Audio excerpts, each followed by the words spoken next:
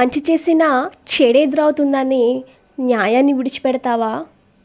నీ జీవితంలో జరుగుతున్న అన్యాయాన్ని చూసి కృంగిపోతూ ఇంక నా జీవితంలో న్యాయం అనేది ఉండదు, న్యాయం అనేది జరగదు, అందరూ నా విషయంలో అన్యాయంగానే నడుస్తున్నారు, ఒకరి జీవితంలో ఎంత మంచి చేసినా తిరిగి నాకు చెడే ఎదురవుతుంది, అందువల్ల నేను ఎందుకు చెయ్యాలి, అందువల్ల నేను ఎందుకు మంచి మార్గంలో నడవాలి అని ఒకవేళ నీవు అనుకుంటున్నావేమో, ప్రియ సహోదరి సహోదరుడా, ఈ మాటలు వింటున్న నీకు నా హృదయపూర్వక వందనాలు. ప్రియ సహోదరి సహోదరుడా, గుర్తుపెట్టుకో, దేవుడు ఈరోజు నీతో చాలా సూటిగా మాట్లాడుతున్నారు. దేవుడు నీతో ప్రతిఫలం ఇచ్చే సమయము ఇదే. గుర్తుపెట్టుకో, నీవు ఒక్కటి అనుకుంటే ఇంకొకటి నీ జీవితంలో జరుగుతుంది అంటే దేవుడికి నీ మీద ఒక ప్రత్యేకమైన ప్లాన్ ఉంది. దేవుడు నిన్ను ఒక గొప్ప స్థితికి తీసుకువెళ్ళాలి అని అనుకుంటున్నారు. కాబట్టి నీవు ఒకటి అనుకుంటే నీ జీవితంలో ఇంకొకటి జరుగుతుంది.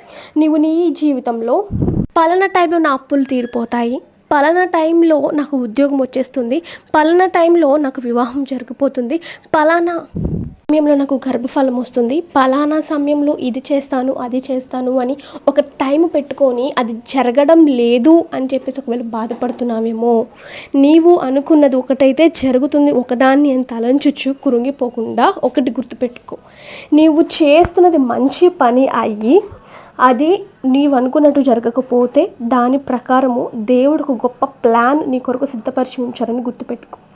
ఒకరి జీవితాన్ని మనం తీసుకున్నట్టయితే యేసేపు గారి జీవితాన్ని మనం తీసుకున్నట్టయితే యేసేపు గారు తన చిన్న వయసు నుంచే దేవుని యందు భయభక్తులు కలిగి ఉన్నారు. యాకోబు కుమారుడైనటువంటి యేసేపు చాలా దైవభక్తి కలిగిన వాడు, నీతి నిజాయితీ కలిగినటువంటి వాడు, పాపాన్ని కూడా దూరంగా పెట్టి పాపం నుంచి పారిపోయినటువంటి వ్యక్తి యోసేపు గారు. మరి అటువంటి వ్యక్తి తన కుటుంబ సభ్యుల చేత, తన సొంత అన్నల చేత వెలివేయబడ్డాడు, గుంటలో పడివేయబడ్డాడు.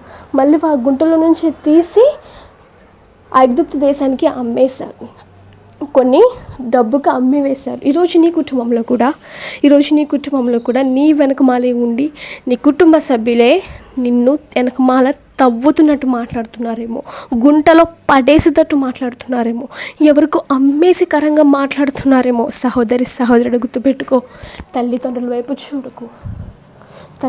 వైపు చూడబాకు, నీ స్నేహితుల వైపు చూడకు, నీ యొక్క తోబుట్టుల వైపు చూడకు, కానీ దేవుని వైపు మాత్రమే చూడు. దేవుని వైపు మాత్రమే నువ్వు చూడాలి, ఎవరి వైపు నువ్వు చూడకు. దేవుని వైపు చూసినంత కాలము నీ స్థితి నీవు ఊహించినంత గొప్పగా వెళ్తుంది. యేసేపు గారి జీవితంలో కూడా ఆయన పడిన శ్రమలు ఎన్నో.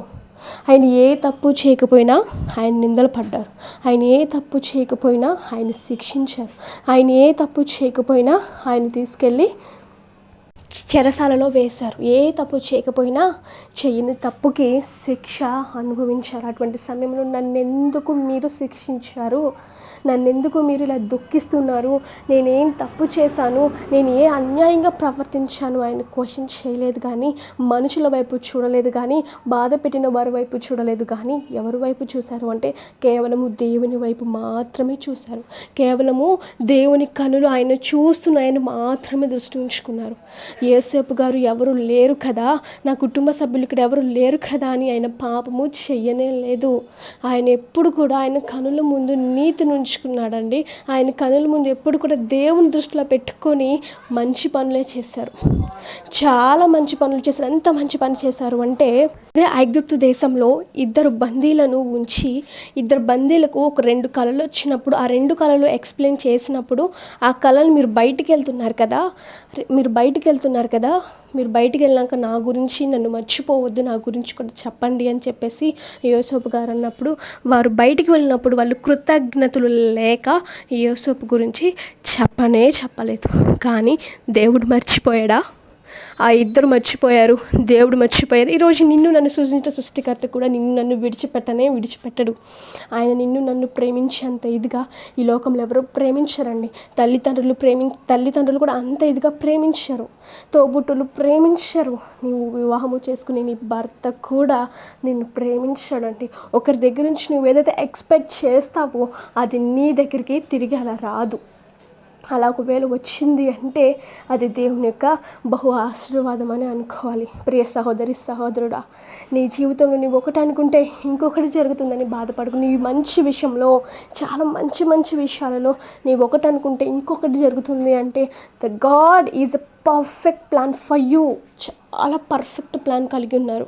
పర్ఫెక్ట్ ప్లాన్ నువ్వు పక్కకి వెళ్ళినట్టుకు దేవా నేను అనుకుంది ఒకటి కదయ్యా, నువ్వు ఎందుకయ్యా ఇది ఇచ్చావు, నేను ఒకలా రాసుకున్నాను కదయ్యా, నేను ఒకలా అడిగాను కదయ్యా, నేను ఒకలా గోచాడాను కదయ్యా, ఎందుకు ఇలా ఇచ్చావయ్యా, నాకు ఇలా ఇష్టం లేదయ్యా, పలానా వ్యక్తి ఇలా ఉండాలనుకున్నాను కదయ్యా, అటువంటి వ్యక్తిని నాకు ఇవ్వమని అడిగాను కదా, ఎందుకు నాకు ఇలాంటి వ్యక్తిని ఇచ్చావు అని నువ్వు అనుకోకూడదు.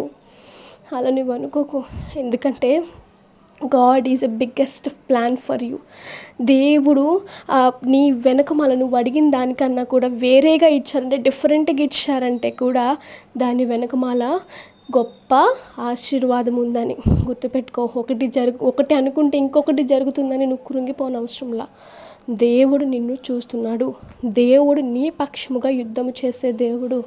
సమస్తమును 6 రోజులు సృష్టించిన దేవుడు నీ జీవితంలో అద్భుతం చేయలేడా? ఇర్మియా గ్రంథంలో దేవుడు సెలవిస్తున్నారు కదా, నిన్ను గర్భంలో రూపింపక మునుపే నేను నిన్ను నిర్మించుకున్నాను. దేవుడు నిన్ను నిర్మించుకున్నారు. దేవుడు నిన్ను చూస్తున్నాడు. నీ చిన్నప్పటి నుంచి, నువ్వు పసిపిల్లగా ఉన్నప్పటి నుంచి, పసిపిల్లోడుగా ఉన్నప్పటి నుంచి నిన్ను చూస్తున్న దేవుడు నీకెప్పుడు ఏ సమయమున ఏది ఇవ్వాలో ఆయనకి తెలుసు. నీ జీవితంలో నువ్వు గుర్తుపెట్టుకోవాల్సింది ఏంటి అంటే, యేసప్ప గారు ఎలా అయితే ఎన్ని క్లిష్టమైన పరిస్థితులు వచ్చినా, ఎన్ని కష్టతరమైన పరిస్థితులు వచ్చినా దేవుని యందు విశ్వాసము విన్నాడుగా దైవభక్తి కలిగి ఉన్నారు. ఈరోజు నీవు కూడా అటువంటి దైవభక్తి కలిగి ఉండాలి. ఈరోజు అన్యాయం ఎదురైనా సరే నీవు న్యాయం చేయాలి.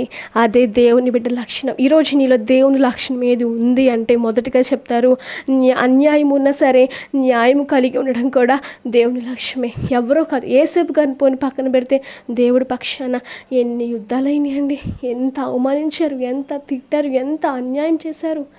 దేవుడు నా పక్షాన్ని మీరు అన్యాయం చేస్తున్నారు అని దేవుడు అడిగారా? తెలుసు ఆయనకు అన్యాయం జరుగుతుందని. ఆయన అన్యాయం జరుగుతున్న ఆయన ఏం చేశారు? మంచి చేశారు. ఈరోజు మన జీవితాల్లో కూడా మనము అన్యాయము జరుగుతున్నప్పటికీ కూడా మనము మంచి చెయ్యాలి. న్యాయము నీ కంఠంలో ప్రాణం ఉన్నంత వరకు కూడా న్యాయాన్ని విడిచిపెట్టకు. న్యాయమే నీకు కూడు పెడుతుంది. న్యాయమే పరలోక రాజ్యంలో నీకు పెద్ద గృహాన్ని ఇస్తుంది. ఆ పరలోక రాజ్యంలో నీ గృహం ఎలా ఉంటుందో తెలుసా?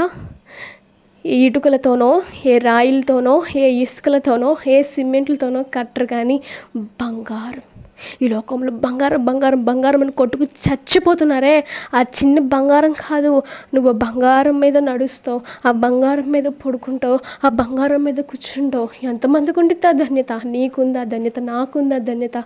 దేవుడు తన బిడ్డలు అనుకున్న ప్రతి ఒక్కరికి ఇచ్చారు ధన్యత. కాబట్టి ఈరోజు నువ్వు కుంగిపోవాల్సిన అవసరం లేదు, బాధపడాల్సిన అవసరం ఎంత మాత్రము లేదు. కాబట్టి నీ జీవితంలో ఏదైతే ప్రతికూలంగా జరుగుతున్నాయో ప్రతి దానిని కూడా దేవుడు సమస్తము కూడా అనుకూలంగా మార్చి ముందుకు తీసుకొస్తారు. But until you have to wait. చివరి వరకు కూడా మీరు ఎదురు చూడండి. దేవుడు అటువంటి జీవితాన్ని, అటువంటి అద్భుతమైన కార్యాలను మీ జీవితంలో సమృద్ధిగా జరిగించి ముందుకు నడిపించును గాక. ఆమేన్. దయచేసి ప్రతి ఒక్కరు కూడా గమనించండి. ఈ వీడియో ప్రతి ఒక్కరు కూడా విని ఎవరైతే ఆదరణ కరువైందో, న్యాయాన్ని విడిచిపెట్టాలనుకుంటున్నారో, అన్యాయం వైపు నేను వెళ్ళిపోతాను, ఇంకా నాకు దేవుడు వద్దు అనుకుంటున్నారో వాళ్ళందరికీ కూడా మీరు చేయండి. మీ స్నేహితులకు షేర్ చేయండి. నేను ఎవరిని కూడా సబ్స్క్రైబ్ చేసుకోండి, లైక్ చేయండి అని ఎవరిని అడగను. నాకు అక్కర్లేదు. నా దేవుడు నన్ను పోషించే దేవుడు, నన్ను చూసుకునే దేవుడు. కాబట్టి ప్రతి ఒక్కరు కూడా దయచేసి ఎవరికైతే ఆదరణ లేక బాధపడుతున్నారో వారందరికీ కూడా షేర్ చేయమని చిన్న మనవి. God bless you all.